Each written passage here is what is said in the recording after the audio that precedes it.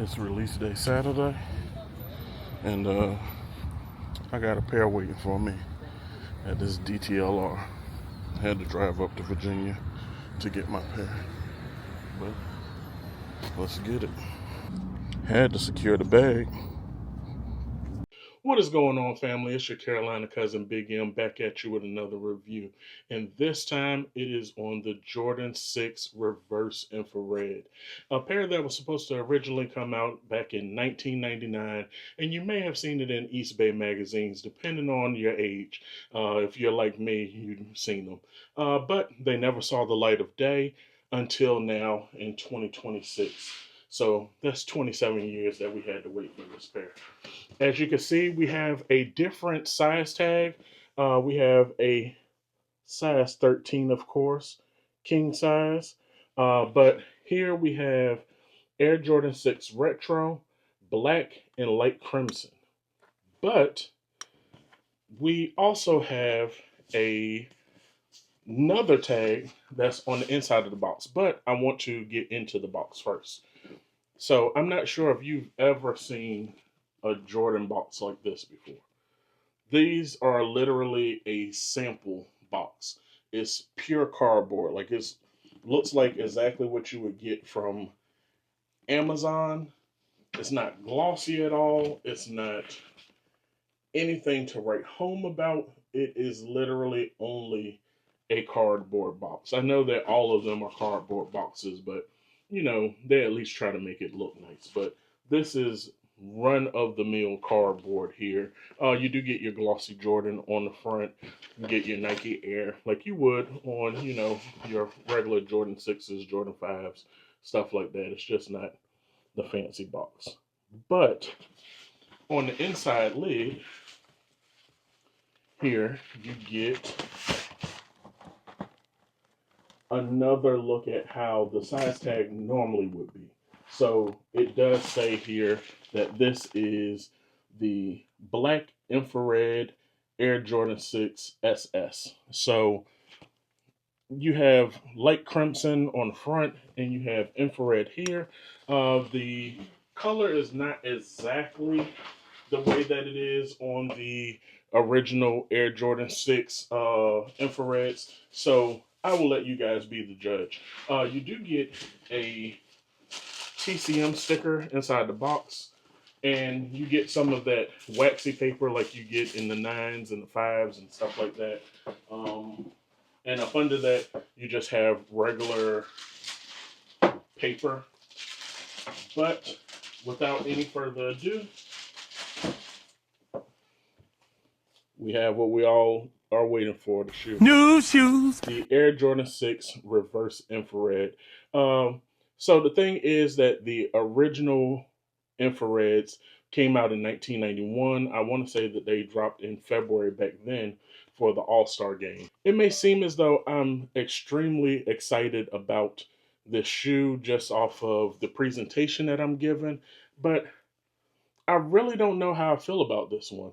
I believe that the original is better. I'm going to pop that up on the screen just for you to be able to get a good look at it. And you tell me what you like.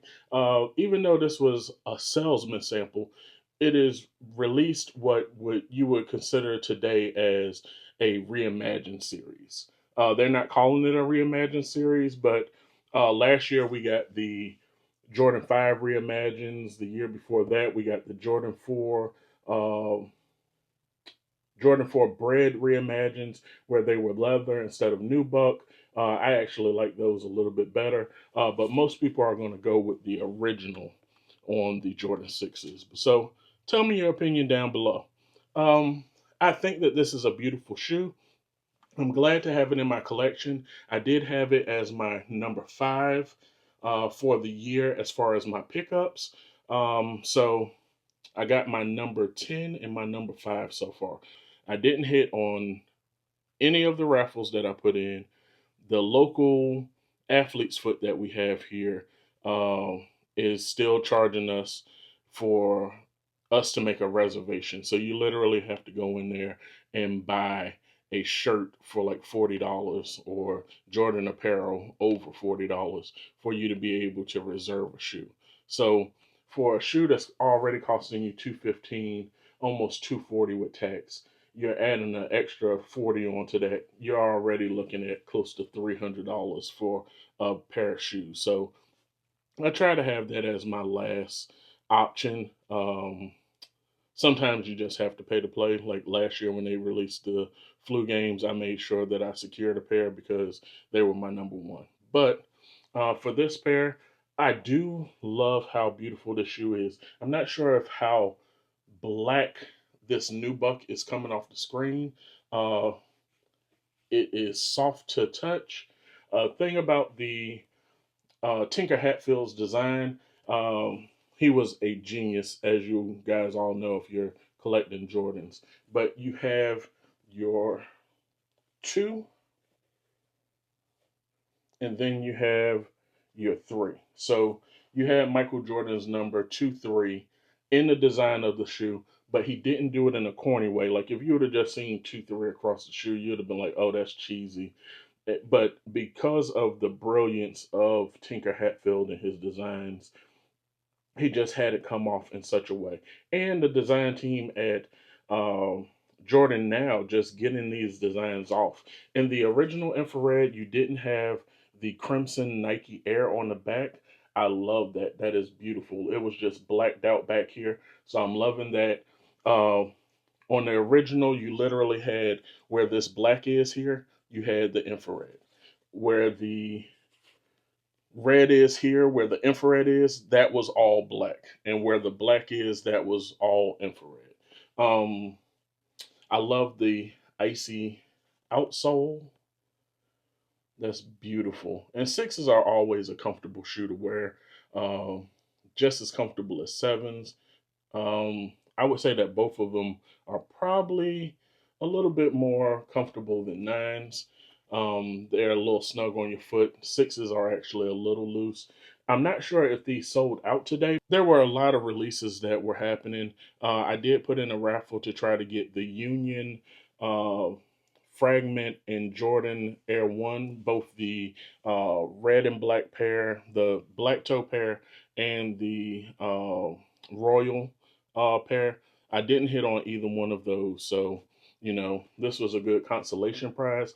But if these do not sell out today, that may be the reason because of there were so many pairs dropping today. There were also the Ben sixes that dropped out there in All Star Weekend. You got the Laker fours that are dropping.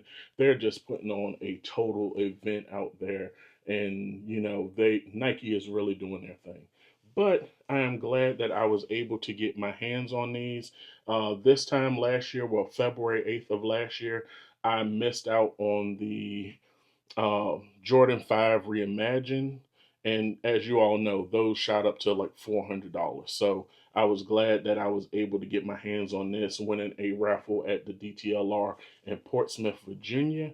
So I was able to head up there and get my pair, which is an hour drive there and an hour drive back. Um, but it was worth it. I'm not sure if it was more so feeling like I was missing out that was driving me towards, oh, I needed to have this shoe because it's not an exciting shoe in my opinion. If it was the original infrared, I would be, more than elated to add this to my collection. But I'm glad that I have these. I'm not gonna say that I don't want them or anything like that. I do like that they came with the Salesman hang tag here. It says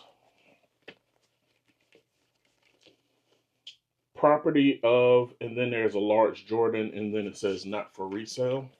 And I'm gonna try to get that on screen for you guys.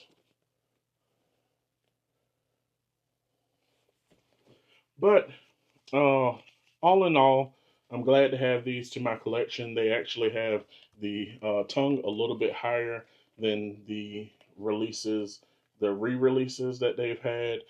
These are actually the way that Jordan wore them when he was in game uh, back in '91. So they do have them a little bit higher. I actually like that look. Being able to just grab them, put them on a little bit easier. You also have that wing and back inspired by a Porsche. But thank you guys so much for just hanging around, checking out this video. I am going to be adding more than just sneakers this year. Of course, the channel is Trips, Kicks, and Fits. So I am going to be trying to pick up more fitted caps this year, and I'm going to be taking you along on my travels. I'm getting more tech this year, so look out for a couple of reviews of those items as well. I was thinking about just having it on my photography channel. If you guys don't know, I also go by artwork_photos on Instagram.